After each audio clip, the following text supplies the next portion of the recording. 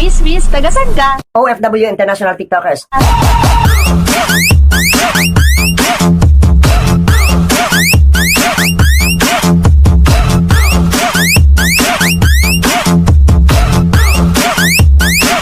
Miss, tagasan ka?